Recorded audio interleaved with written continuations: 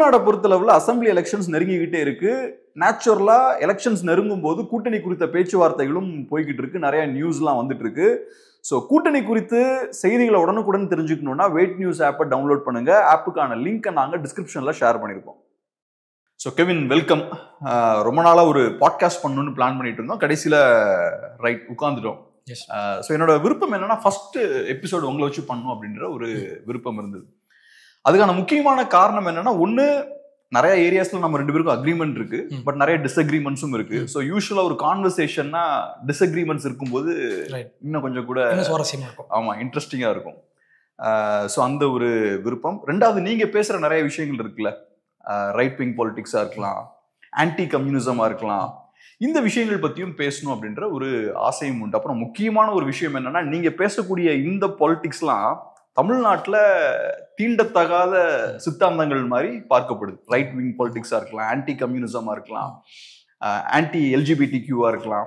இதெல்லாம் பெருசா தமிழ்நாட்டில் ஏத்துக்க மாட்டாங்க. ஸோ முதல்ல அங்கிருந்தே ஆரம்பிக்குமே. ஏன் தமிழ்நாட்டில் இந்த ஐடியாஸ் எல்லாம் உள்வாங்கிறதுக்கான ஃபேவரபிளான சிச்சுவேஷன் நினைக்கிறீங்க?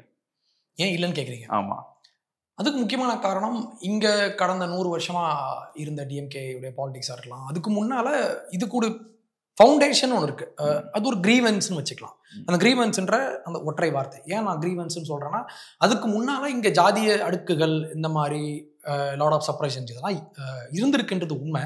ஸோ அந்த கிரீவன்ஸை வச்சு மட்டுமே ஒரு அரசியலை இங்க வந்து கட்ட முடியும் அப்படின்னு இவங்க வந்து நம்பியிருக்காங்க. ப்ரோ டிஎம்கே அவங்களுடைய பேக்ரவுண்ட் சொல்றேன் நான், ஜஸ்டிஸ் பார்ட்டி அவங்க.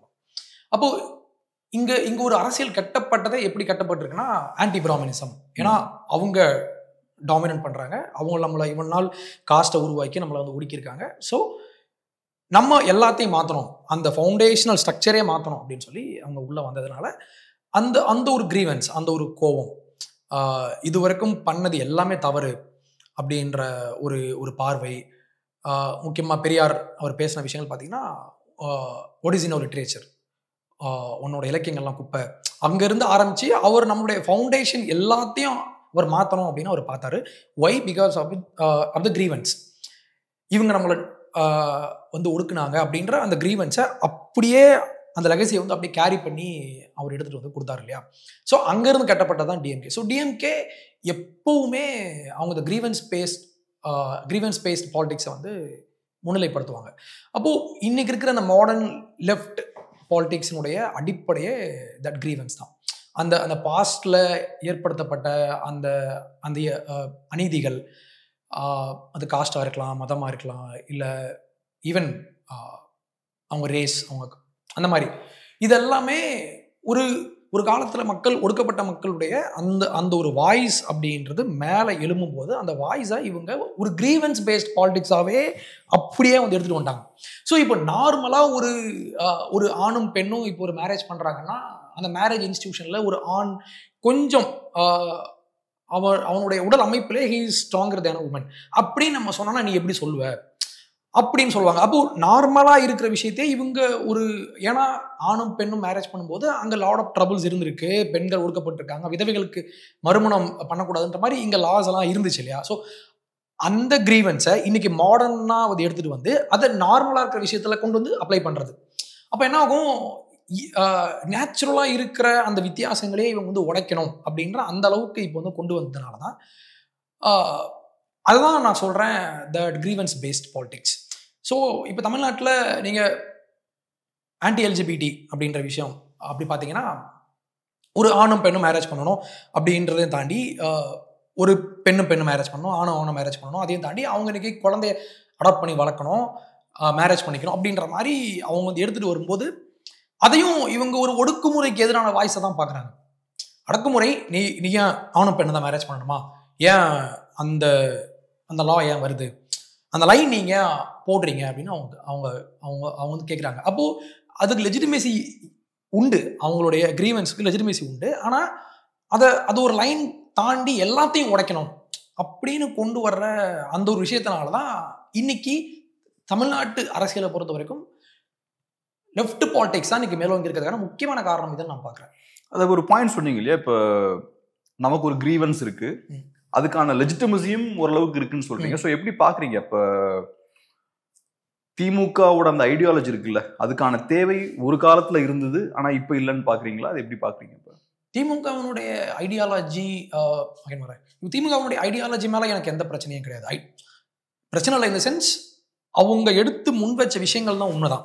ஒரு காலத்துல வந்து இங்க காஸ்ட் டாமினன்ஸ் இருந்துச்சு, பெண்கள் ஒடுக்கப்பட்டாங்க, பெண்கள் ரீமேரேஜ் பண்றதுக்கான வாய்ப்புகள்லாம் இல்லை.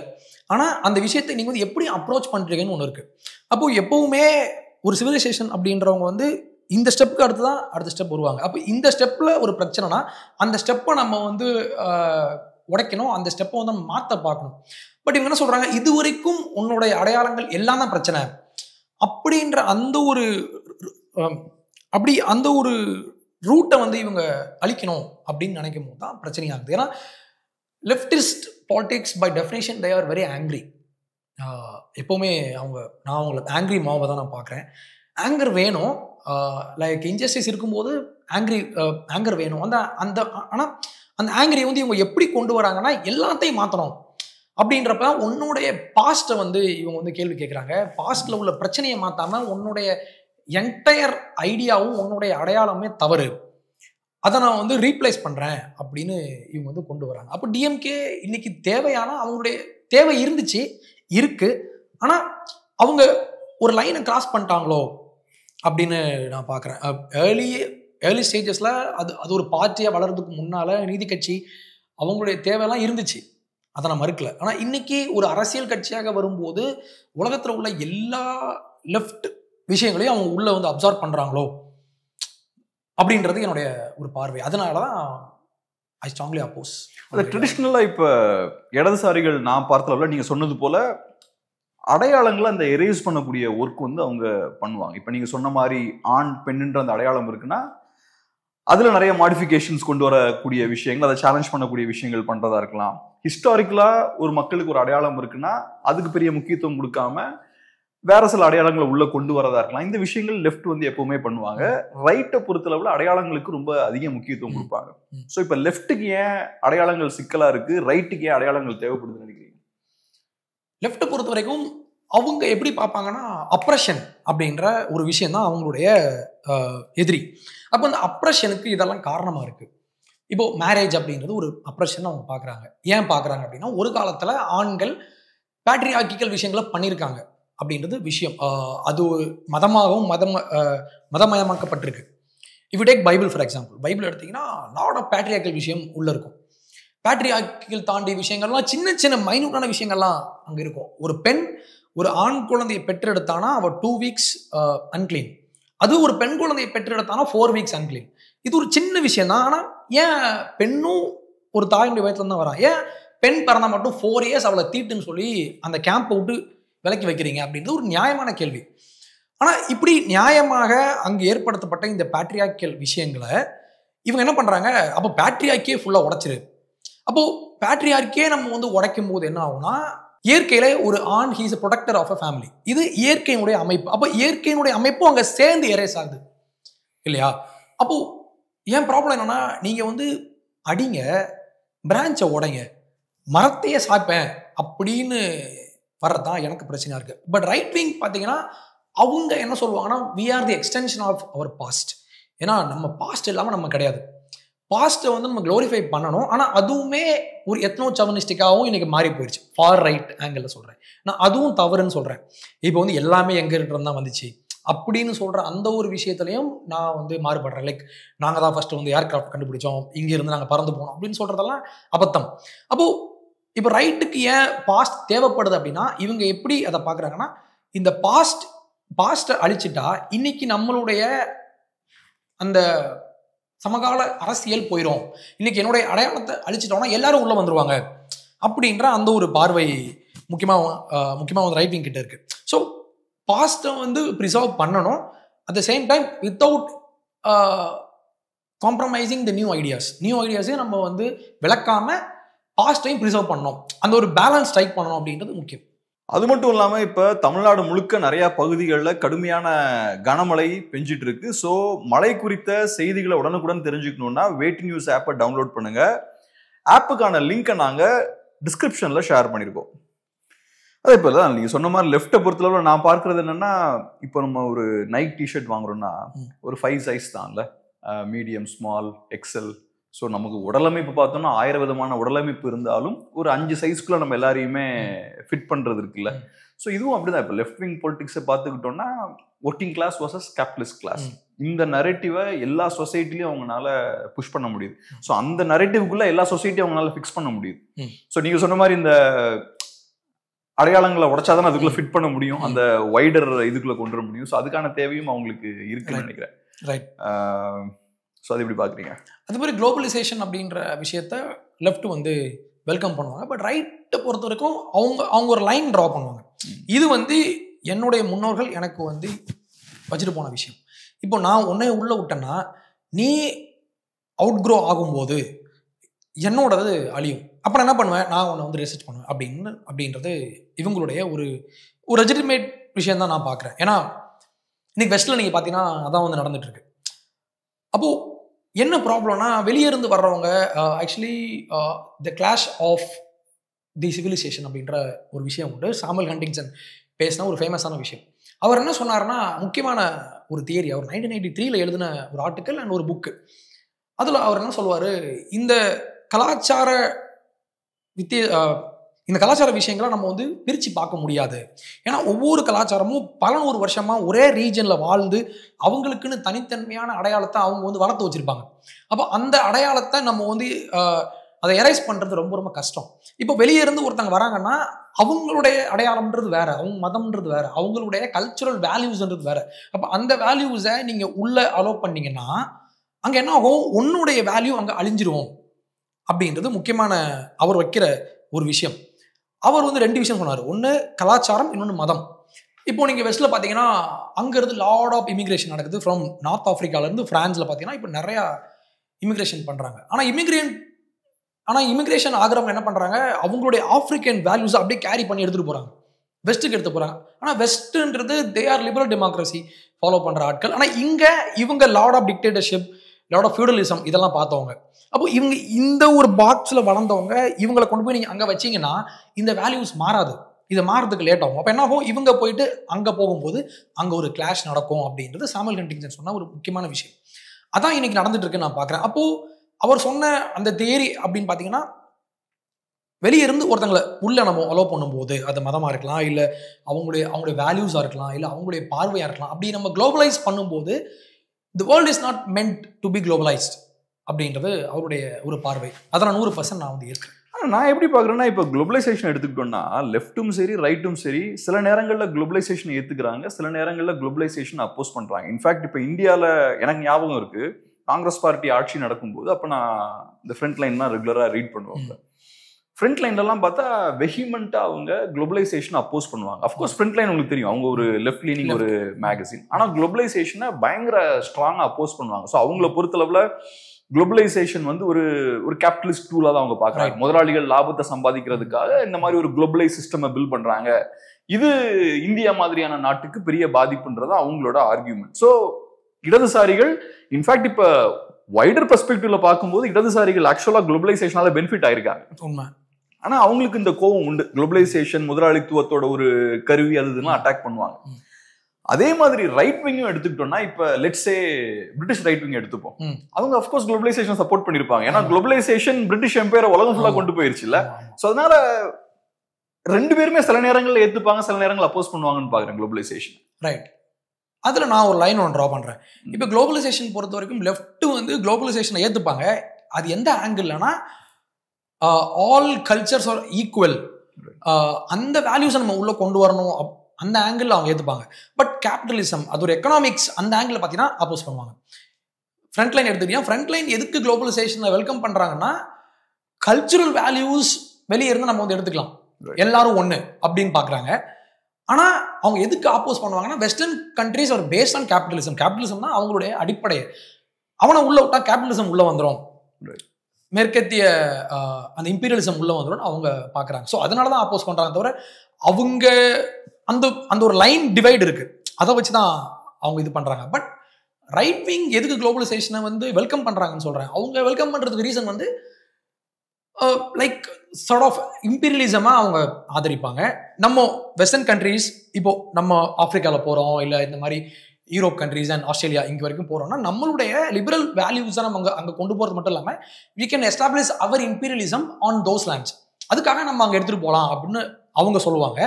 அதே ரைட் விங் வந்து அங்கே உள்ள கலாச்சாரத்தை இங்கே வந்து கொண்டு வராத அப்படின்னு சொல்லுவாங்க. ஆனால் நீங்கள் இங்கேருந்து உங்களோட எக்கனாமிக்ஸ் மட்டும் நீங்கள் வந்து இம்போர்ட் பண்ண முடியாது, இம்போர்ட் பண்ண முடியாது, எக்ஸ்போர்ட் பண்ண முடியாது, இங்கேருந்து அங்கே எடுத்துகிட்டு போக முடியாது.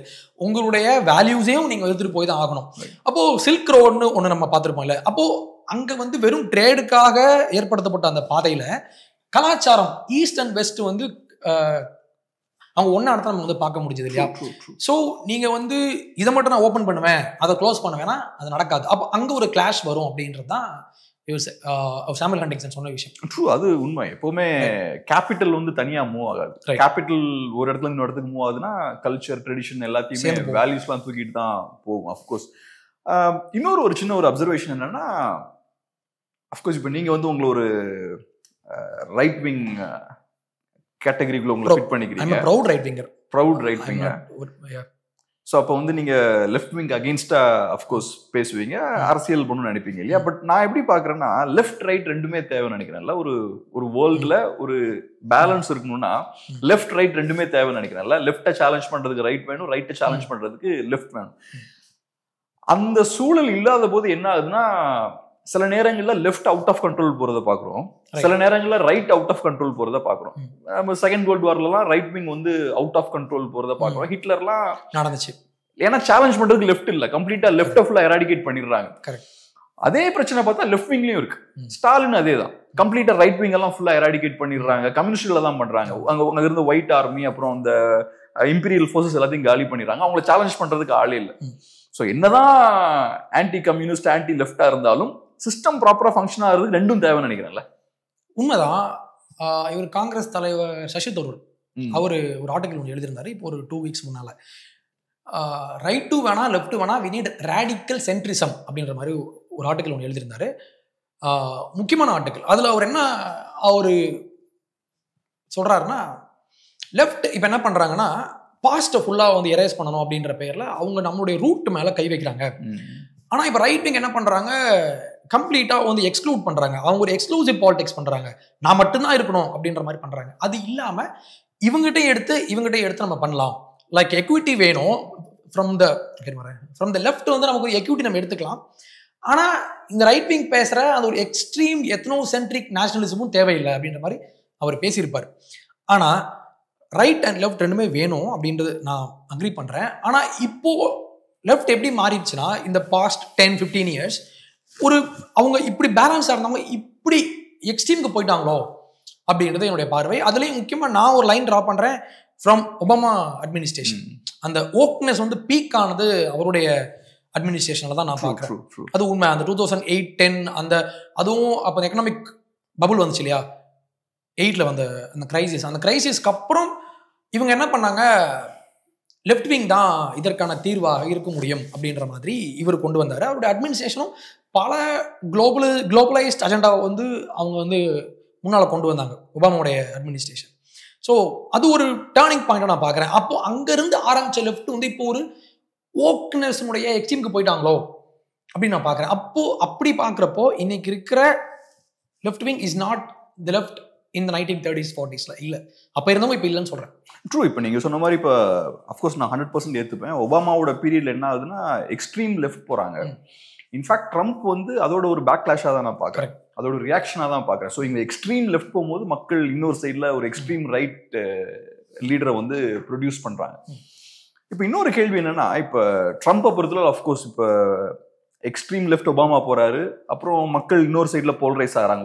ஒரு சைடு மக்கள் அந்த சைடு போலரைஸ் ஆனா இன்னொரு சைடு மக்கள் இந்த சைடு போலரைஸ் ஆகும், நேச்சுரல் அது. ஸோ இப்போ ட்ரம்ப் வந்து ஃபார்ம் ஆயிட்டாரு, ட்ரம்ப் ஒரு பவர்ஃபுல்லான லீடராகவும் இப்போ உருவாயிட்டார். இப்ப என்னன்னா இந்த குளோபல் ஆர்டர்ல ட்ரம்ப் ப்ராப்பரா ஃபிட் ஆகல இன்னும்.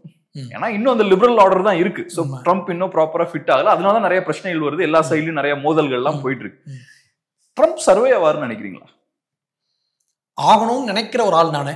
ஆனா அவர் ஆவாரா அப்படின்றது எனக்கு நிறைய கேள்விகள் இருக்கு. ஏன்னா அவர் கூட இருக்கிற ஒரு சில ஆட்கள் வந்து கொஞ்சம் அவரை ஃபார் ரைட்டுக்கு வந்து இழுத்துட்டு போறாங்களோ அப்படின்ற அந்த ஒரு கவலை எனக்கு இருக்கு. ஏன்னா for right in the sense, இப்போ அமெரிக்காவில் இப்போ 2 days முன்னால அவங்க ஒயிட் ஹவுஸில் செலிப்ரேட் பண்ணாங்க, தீபாவளி பண்ணாங்க.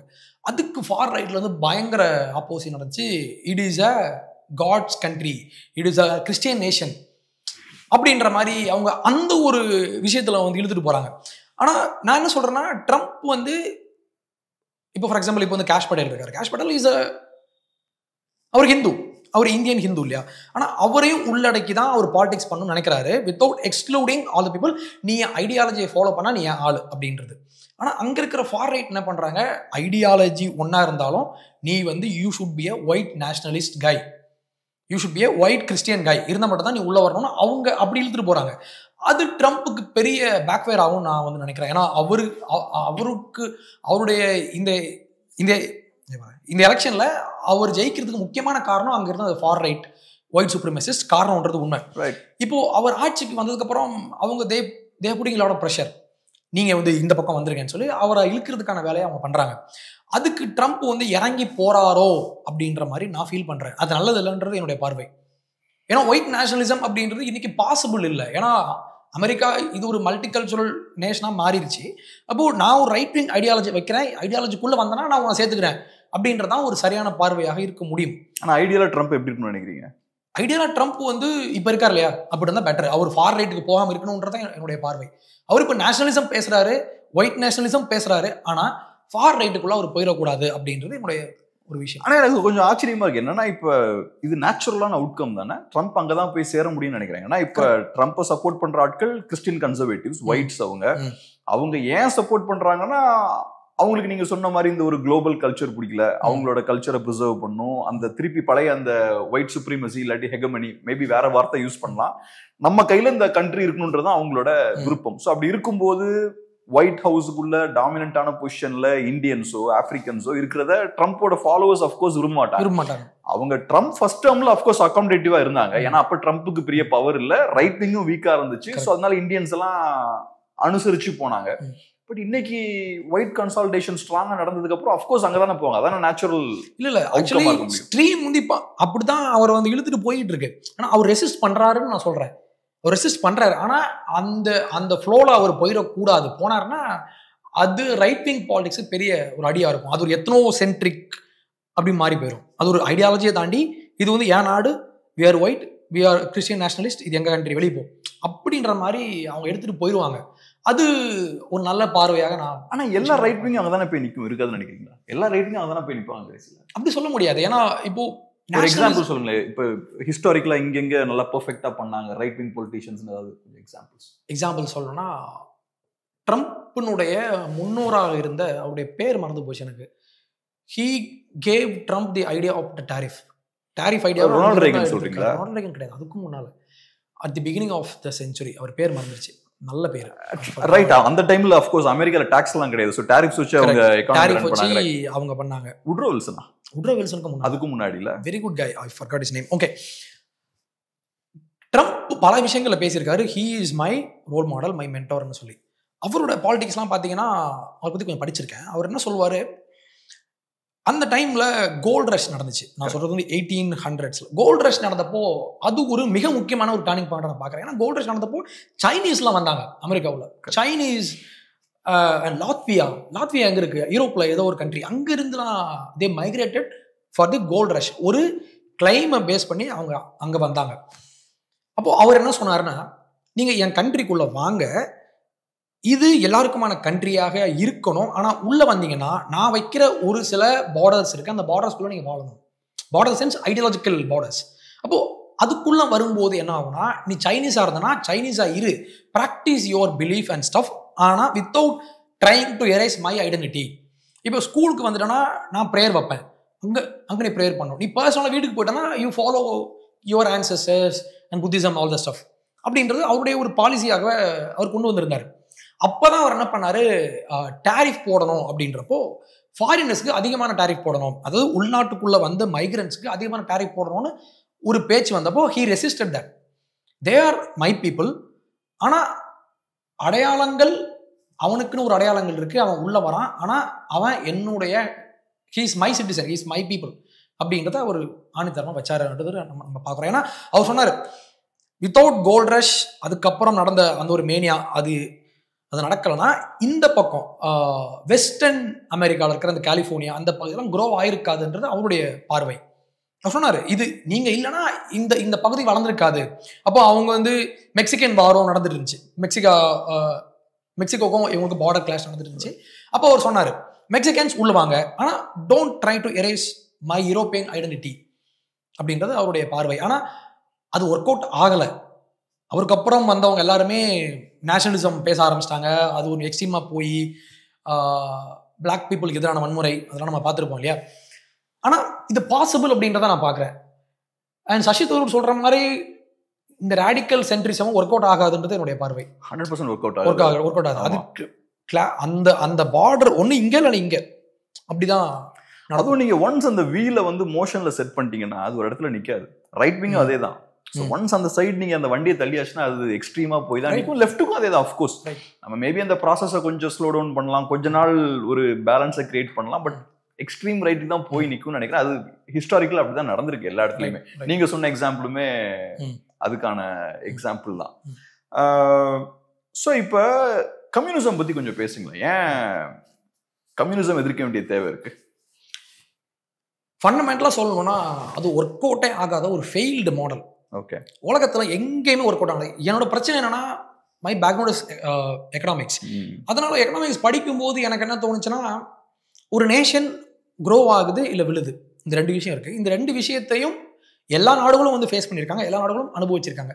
மேலே அவங்க எழுவாங்க, அடுத்து கீழே விழுவாங்க. அந்த மேப்பே இப்படி தான் அப் அண்ட் டவுன் தான் கிராஃப் போகும். வேர்ல்டு எக்கனாமிக் உலக பொருளாதார கிராஃப். Right right. ஆனால் கம்யூனிஸ்ட் கண்ட்ரியில் பார்த்தீங்கன்னா அவங்களுக்கு ஏற்கனவே அவங்க கேபிட்டலிசமால் பாதிக்கப்பட்டிருப்பாங்க. அதனால் வந்த அத்தாரிட்டேரியன் விஷயங்கள்லாம் அங்கே நடந்திருக்கும். ஃபார் எக்ஸாம்பிள் லட்டின் அமெரிக்கா, அவங்க கேபிட்டலிசமால் பயங்கர பாதிக்கப்பட்ட ஒரு நாடு தான், அதை மறுக்கல. ஆனால் அதுக்கு ஆல்டர்னேட்டிவாக இவங்க வராங்க இல்லையா. இவங்க பண்ணும்போது பார்த்தீங்கன்னா அந்த எக்கனாமிக்கல் கிராஃப் வந்து அப்படியே ஃப்ளாட்டாக இருக்கும். அவங்க எவ்வளோ நாள் அவங்க ஆட்சி பண்ணுறாங்களோ கம்ப்ளீட் ஃப்ளாட்டாக படுத்துரும். ஏன்னா அதில் இருக்கிற கோர் விஷயங்கள், ஃபார் எக்ஸாம்பிள் சென்ட்ரல் பிளானிங்னு சொல்லுவாங்க.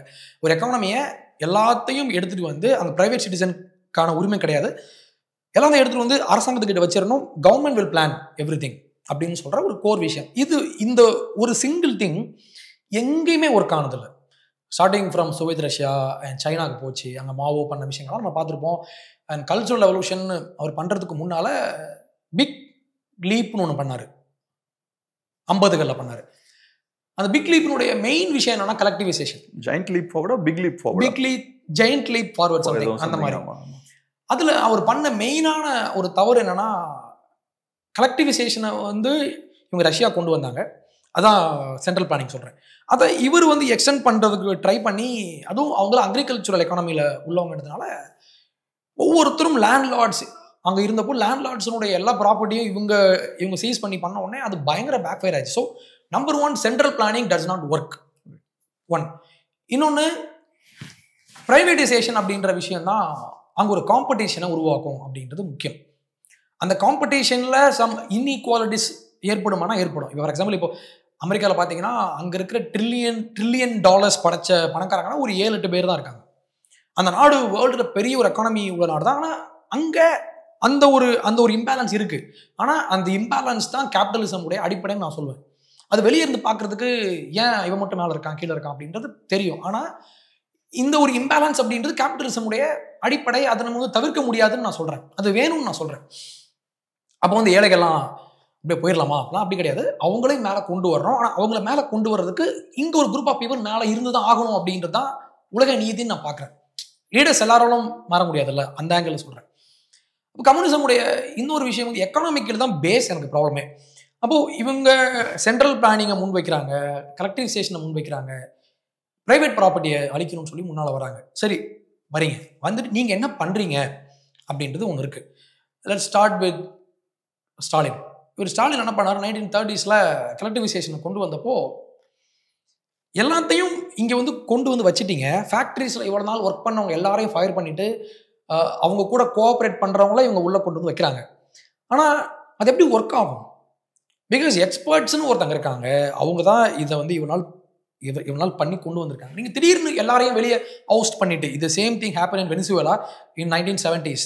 அங்க ஆயில் கம்பெனிஸ்ல ஒர்க் பண்ண ஆல் இன்ஜினியர்ஸ் ஒரு ஃபைட் இன் அ டே. ஒரே நாள் எல்லாரையும் அமுச்சு விட்டாரு. அப்போ என்னோட ஃபர்ஸ்ட் பிரச்சனை, அது ஒரு ஒர்க் ஆகாத ஒரு ஃபெயிலியர் மாடல். நீங்க எங்கெல்லாம் கொண்டு அப்ளை பண்ணீங்களோ எவ்ரிவேர் இட் ஃபெயில் மிசரபிளி. அப்போ ஒரு எக்கனாமிக்கலி ஒரு விஷயம் ஃபெயில் ஆகும்போது அதனுடைய அடுத்த ஸ்டெப் என்னன்னா அத்தாரிட்டேரியனிசம். அது கண்டிப்பாக வரும். ஏன்னா இவ்வளவு நாள் லேண்ட் ப்ராப்பர்ட்டியை வச்சிருந்த ஒருத்தர் வந்து அவ்வளோ ஈஸியாக விட்டு போக மாட்டாங்க. அப்போ கண்டிப்பாக அங்கே வயலன்ஸ் பயன்படுத்தி தான் அதை வந்து பிடுங்கி ஆகணும். சரி, வயலன்ஸ் பயன்படுத்தி பிடுங்கிட்டீங்க. இப்போ சைனாவில் பார்த்தீங்கன்னா அங்கே லேண்டில் வேலை பார்த்தவங்கள தூக்கிட்டு வந்து அவங்கள சிட்டியில் வேலை பார்க்க வச்சு, அங்கே சிட்டியில் லாட் ஆஃப் இண்டஸ்ட்ரீஸ் வச்சுருந்தவங்கள அடித்து அவங்கள கிராமத்தை நோக்கி வரட்டினாங்க. அப்போது ஒரு அத்தாரிட்டேரியன் போக்கு அங்கே வந்து காணப்படுது. இது ரைட் விங்லேயும் இருந்திருக்கு. For example in Latin America. இப்போ லாட்டின் அமெரிக்கா வரலாறு பார்த்தீங்கன்னா அங்கே கம்யூனிசம் உள்ள வர்றதுக்கு காரணமே இங்கே இருந்த இந்த ரைட் விங் அத்தாரிட்டேரியன் விஷயங்கள் தான் காரணம். அப்போ ரைட் விங்லேயும் அத்தாரிட்டேரியன்ஸ் ஃபார்ம் ஆவாங்க, ஃபாசிசம் ஃபார்ம் ஆவாங்க. ஆனால் அது ஒரு கம்யூனிசம் அப்படின்ற ஒரு அந்த ஒரு ஐடியாவுடைய அவுட்கம், அதனுடைய நீட்சியே அத்தாரிட்டேரியன்ஸும் நான் பார்க்குறேன். இப்போ வந்து இப்போ ரைட் விங்கில் லாட் ஆஃப் நேஷனலிஸ்ட், அது ஒரு எக்ஸ்ட்ரீம் நேஷனலிசமாக கொண்டு போகிறவங்க அதை வந்து அத்தாரிட்டேரியனாக வந்து கொண்டு போவாங்க. லைக் ஹிட்லர், லைக் முசோலினி, அந்த மாதிரி ஆட்கள். ஆனால் அது ரைட் விங்குடைய அவுட்கம் இல்லைன்னு நான் சொல்கிறேன்.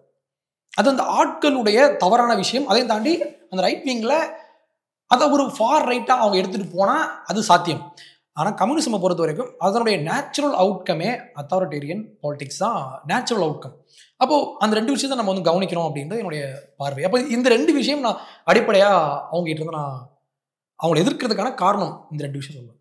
ஆனால் ரெண்டுமே நேச்சுரல் அவுட்கம் அங்கே தான் போய் நிற்கணும்னு நினைக்கிறேன். Extreme form of right wing politics வந்து அத்தாரிட்டேரியனிசம், அதே மாதிரி extreme form of left wing politics வந்து அங்கேயும் அத்தாரிட்டேரியன். அதை நான் மாறுபடுறேன். நான் வந்து extreme form of left wing is authoritarianism நான் ஒத்துக்க மாட்டேன். ஏன்னா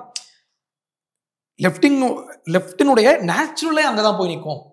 ஏன்னா அவங்களுடைய எக்கனாமிக் ஃபிலாசபியை அவங்க எக்ஸிக்யூட் பண்ணுறதுக்கு தே நீட் அத்தாரிட்டேரியன் தியரிஸ். அது வேணும் அவங்களுக்கு. ஏன்னா இப்போது ரஷ்யன் போல்ஷிவிக் பார்ட்டி பார்த்தீங்கன்னா லெனினுடைய மறைவுக்கு பிறகு ஸ்டாலின் வராரு.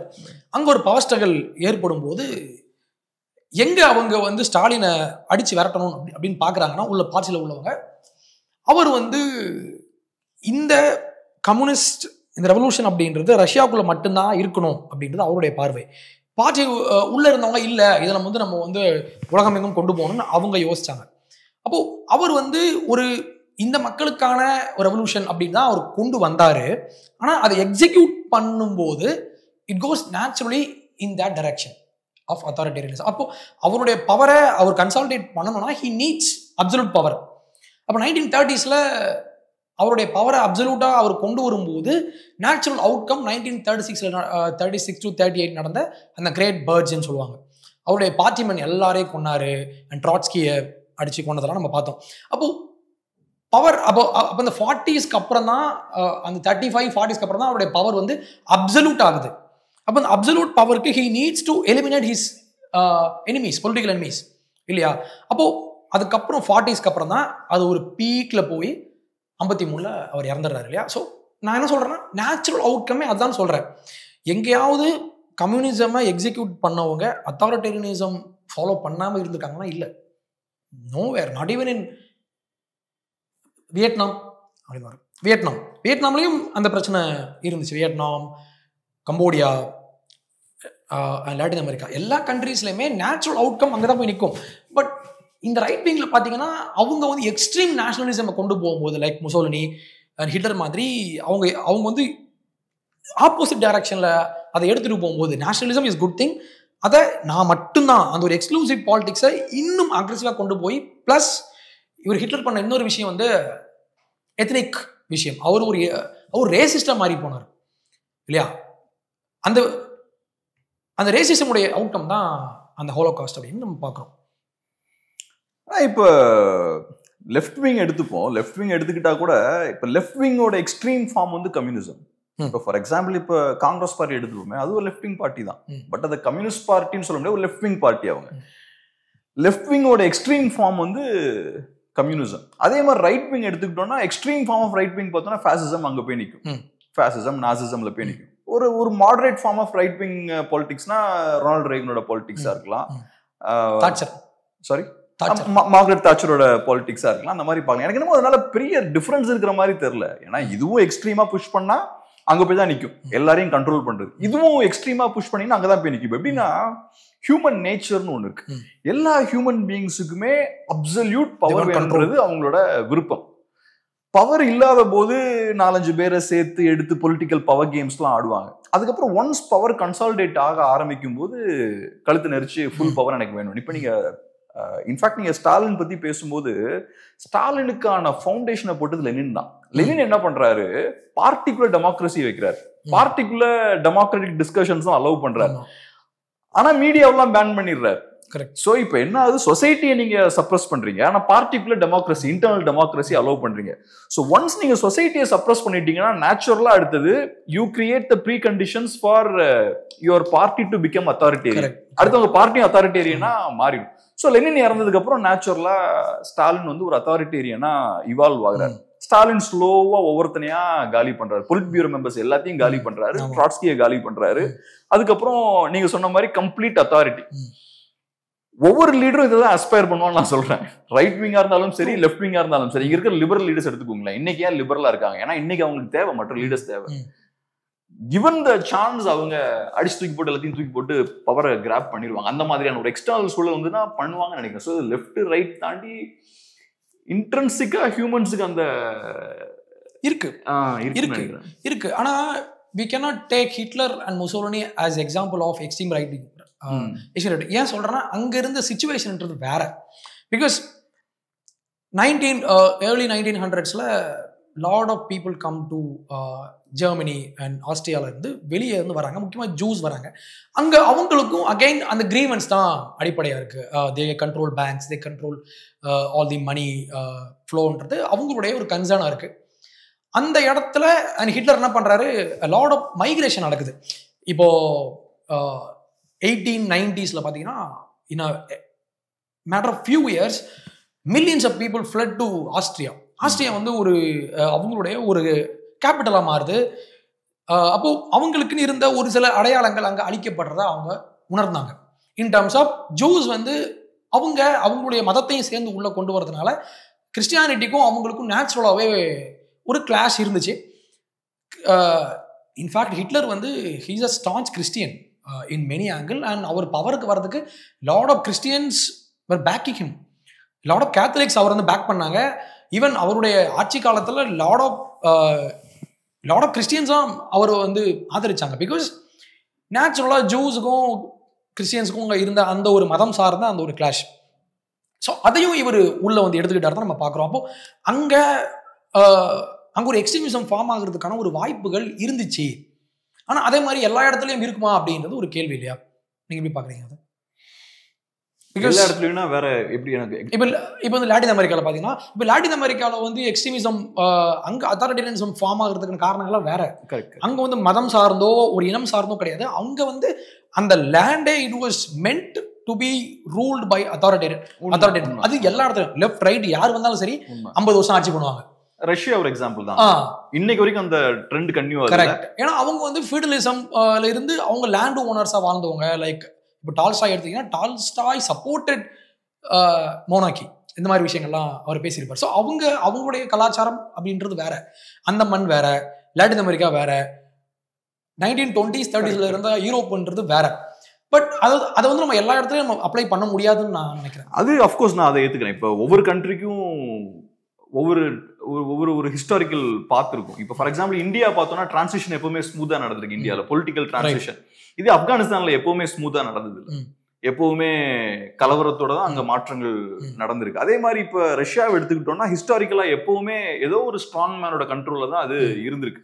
அதோட நேச்சர், ரஷ்யாவோட நேச்சர்னு அதுதான். ஆனா நீங்க ஜெர்மனி எடுத்துக்கிட்டீங்கன்னா ஹிட்லரோட காலகட்டம் ஒரு எக்ஸெப்ஷன்.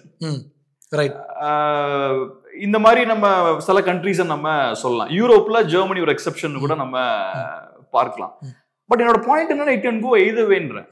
அது it can go towards right, இல்லைன்னா லெஃப்டாவும் போலான்னு சொல்ல வரேன். அது நடக்கும், ரைட், அது நடக்கும். பட் அதுக்கு தான் நான் சொல்றேன், ட்ரம்ப் வந்து இப்போ ஃபார் ரைட் இழுத்துட்டு போறதுக்கு ட்ரை பண்றாங்க. But he is trying to stay neutral அப்படின்றது என்னுடைய பார்வை. ஸோ அந்த ஒரு ஸ்டாண்ட் எல்லாரும் எடுக்கணும் அப்படின்றது என்னோட பார்வை. ஆனா இப்போ if you go to UK and Europe, அங்க உள்ள பாலிட்டிஷியன் பாத்தீங்கன்னா அவங்க ஃபார் ரைட்டுக்கு தான் போறாங்க. ஏன்னா அங்க இருக்கிற சிச்சுவேஷன் அப்படி மாறி போயிடுச்சு. ஏன்னா வேர்ல்டு வாருக்கு அப்புறம் பாத்தீங்கன்னா lot of immigration, lot of cultural things எல்லாம் வெளியே இருந்து உள்ள வந்தாங்க. அப்போ அது வந்து அவங்களுடைய அடையாளத்தை அழிக்குது. அப்போ இதுக்கு நம்ம பண்ண வேண்டிய ஒரே வேலை மொத்தமா அதுக்கு வெளியே போடும் அப்படின்னு அவங்க இன்னொரு எக்ஸ்ட்ரீமுக்கு போறாங்க.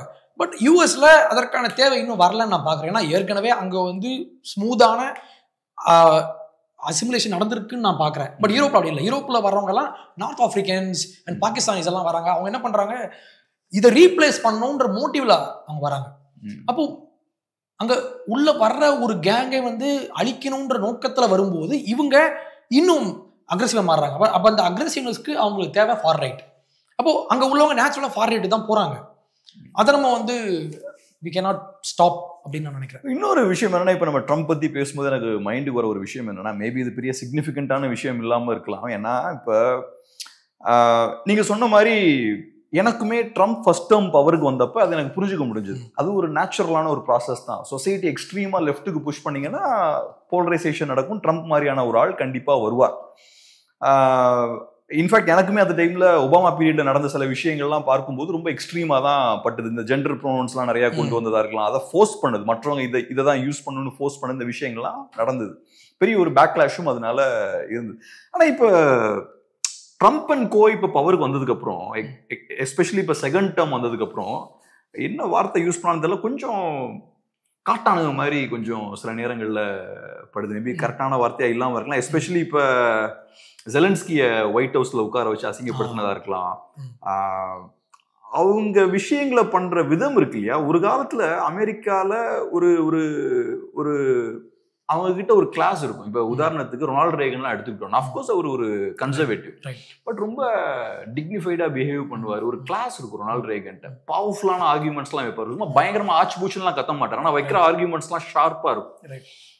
ஆனா இப்ப இருக்கிற இந்த ரைட் விங் பார்க்கும்போது கொஞ்சம் ஒரு கல்ச்சர் இல்லாம ஒரு காட்டுத்தனமான பிஹேவியர் தெரியுது. அதை பார்க்கும்போது இது குளோபலா எல்லாரும் அக்செப்ட் பண்ணுவாங்களா இந்த மாதிரியான பிஹேவியர் அப்படின்ற ஒரு கேள்வி இருக்கு. உதாரணத்துக்கு பிரிட்டன்லயும் ரைட் விங் இருக்காங்க. இப்ப டக்ளஸ் முரே எல்லாம் பாத்தீங்கன்னா பிரிட்டிஷ் ரைட் விங் அகாடமியன். அவரோட ஆர்குமெண்ட்ஸ் எல்லாம் பார்த்தா கிளாஸா, பொலைட்டா, ஒரு ஸ்டைல், எலிகன்ஸோட இருக்கும். அங்க இருக்கக்கூடிய பொலிட்டிஷியன் இருக்குங்க. இப்ப நைஜல் ஃபராஜா இருக்கலாம். இங்க இருக்கிற அமெரிக்கன் ரைட் விங் பார்த்தா கொஞ்சம் அவங்க இந்த உலகத்தை லீட் பண்ற ஒரு குரூப் மாதிரி தெரியல. கொஞ்சம் ஒரு ஒரு கொஞ்சம் பார்பாரிக்கா இருக்காங்க. உண்மை. அமெரிக்கன் ரைட் விங்லயும் மேகா அப்படின்றது அவங்க ஒரு தனி கேங் இப்ப ஃபார்ம் பண்ணியிருக்காங்க. அது ஒரு பிரச்சனையா நான் பாக்குறேன். ஏன்னா மேகா இஸ் குட், ஆனா மேகா அப்படின்றது ப்ராப்பர் ரைட் விங்ல இருந்து கொஞ்சம் ஒரு செக்ட் மாதிரி ஒன்று ஃபார்ம் பண்ணிட்டாங்களோ அப்படின்றது என்னுடைய பார்வையா இருக்கு. அது நல்லதுன்றது என்னுடைய பார்வை. நல்லது இன் சென்ஸ் அதுல பிளஸ் நிறைய இருக்கு. ஏன்னா இப்போ ரஷ்யா உக்ரைன் வாரில் வந்து அவர் டீல் பண்ண விஷயம் தவறு, ஆனால் அவங்களுடைய விஷயங்கள்லாம் சரியானா சரி. ஏன்னா புட்டின் மாதிரியான ஆளும் இவங்களுக்கு ட்ரம்ப்புக்கு தேவை. அப்போ அவரையும் பகைச்சக்கூடாது. இவங்களுக்கு இருக்கிற பிரச்சனைனால இப்போ யூரோப்பியன் பவர்ஸ் வந்து EU மாதிரியான ஆட்கள் வந்து உள்ள வந்து அவங்க பேச ஆரம்பிச்ச உடனே ட்ரம்ப் என்ன பண்றாரு, இந்த வாரம் ஸ்டாப் பண்ணி ஆகணும், இல்லைன்னா EU வந்து உள்ள வராங்க. EU வந்து தே சப்போர்ட் உக்ரைன் இல்லையா, அவங்க உள்ள வந்துடுவாங்க. அவங்க உள்ள வந்தாங்கன்னா அது ரஷ்யாவுக்கு பிரச்சனையாகும். ரஷ்யாவுக்கு பிரச்சனை அமெரிக்கா பிரச்சனையாகவும் ட்ரம்ப் பார்க்குறாரு. ஸோ அவர் தனியா அவருடைய ஸ்டைலே அப்படிதான். அவருக்கு ஒரு மாதிரி அக்ரெசிவான ஒரு ஆள், ஒரு ஜோக்கர் மாதிரியான ஆள் வச்சுக்கலாம். ஜோக்கர் இந்த சென்ஸ் ஐ சே பாசிட்டிவ் வே. அவரை ட்ரால் பண்ணிப்பாரு அந்த மாதிரி. இப்போ கூட ஒரு ரேலி நடந்துச்சு, நோ கிங்ஸ் ரேலின்னு சொல்லி. அவர் ஒரு வீடியோ ஒன்று போட்டிருந்தாரு. அவர் ஃப்ளைட்டில் வந்து அவங்க மேலே சாணியை வந்து போடுற மாதிரி வீடியோவை அவரோட சேனலில் போட்டிருந்தாரு. இது எந்த பிரசிடென்ட்டும் பண்ண மாட்டாங்க. But he is trolley. அப்போ இதை நம்ம சீரியஸாக எடுத்துக்க வேணாம்னு நான் வந்து நினைக்கிறேன். ஆனால் MAGA is creating different sect from mainstream Republicans அப்படின்னு என்னுடைய பார்வை. இப்போ நான் அதை ஏற்றுப்பேன். இன்ஃபேக்ட் நான் ட்ரம்ப்போட அந்த சைடு நான் அக்செப்ட் பண்ணுவேன். இப்போ எனக்கு ட்ரம்ப் கிட்ட ஒரு விஷயம் எனக்கு பிடிச்சது என்னன்னா, இன்ஃபேக்ட் அவர் ஃபர்ஸ்ட் டேர்ம் பிரசிடென்ட் ஆகும்போது நான் நோட் பண்ணது என்னன்னா, ட்ரெடிஷ்னலா அமெரிக்கன் பொலிட்டிஷியன்ஸ் பார்த்தோம்னா பார்த்த உடனே நம்ம சொல்லிடலாம் அவனை பக்கா கிரிமினல்னு சொல்லிடலாம். நீட்டா கோட்லாம் போட்டுட்டு வெளியில பாலிஷான ஒரு ஃபேஸ் கட்டை வச்சுக்கிட்டு ஸ்கிரிப்டடா பேசுவாங்க. ரொம்ப டிப்ளமேட்டிக்கா ரொம்ப ஸ்கிரிப்டடா பேசுவாங்க. அவங்களோட ஆக்சுவல் பர்சனாலிட்டி என்ன, அந்த இண்டிவிஜுவல் ஆக்சுவலா யாரு அப்படின்றது நமக்கு தெரிஞ்சுக்க முடியாது. ஒரு ஃபேக்கான ஒரு மாஸ்க்கு பின்னாடி ஒளிஞ்சிருப்பாங்க.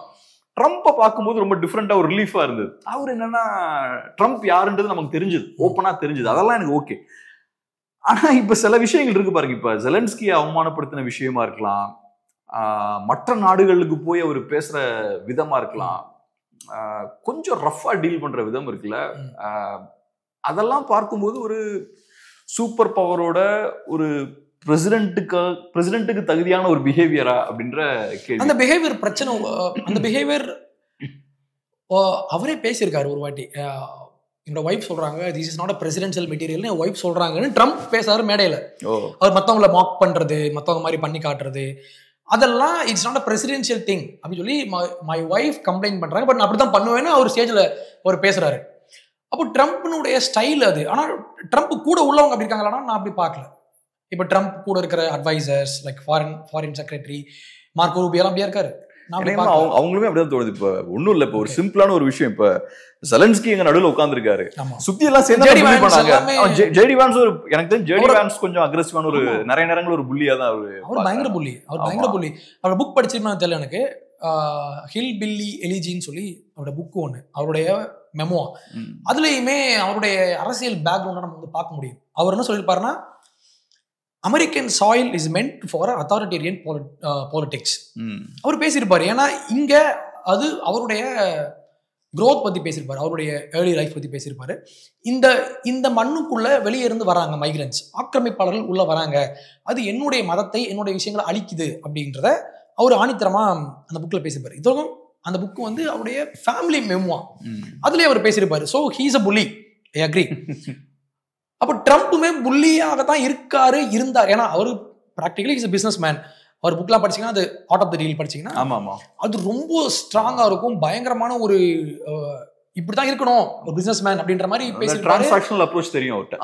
அந்த ஒரு அக்ரெசிவ்னஸ் இருக்கும், அந்த அத்தாரிட்டேரியன் இப்படி பண்ணாதான் பிசினஸ் பண்ண முடியும் அப்படின்றது அவருடைய.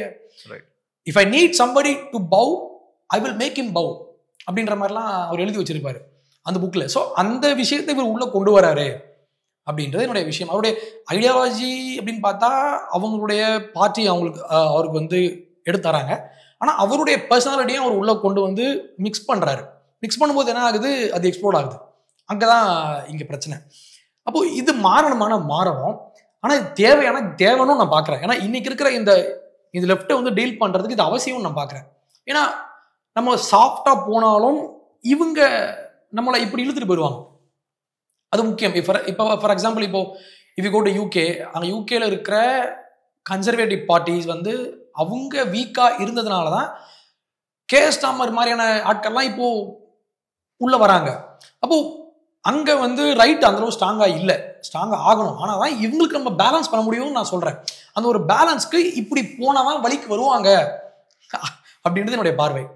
ஓகே, இன்னொரு விஷயம் என்னன்னா, இப்ப ஹிட்லர் இதை சொன்னாருன்னு நினைக்கிறேன், ஹிட்லரா முசோலினியான்னு எனக்கு தெரியல. சொன்ன விஷயம் என்னன்னா, ஒரு நாட்டுல ரைட் விங் பார்ட்டி பவருக்கு வந்துட்டாங்கன்னா அதுக்கப்புறம் அது ஸ்ப்ரெட் ஆக ஆரம்பிச்சிடும், மற்ற நாடுகள்லயும் இந்த ரைட் விங் பாலிடிக்ஸ் வந்து வேகமா ஸ்ப்ரெட் ஆக ஆரம்பிக்கும் அப்படின்ற ஒரு பாயிண்ட் சொல்லுவாரு ஹிட்லர் சொன்ன ஒரு விஷயம்.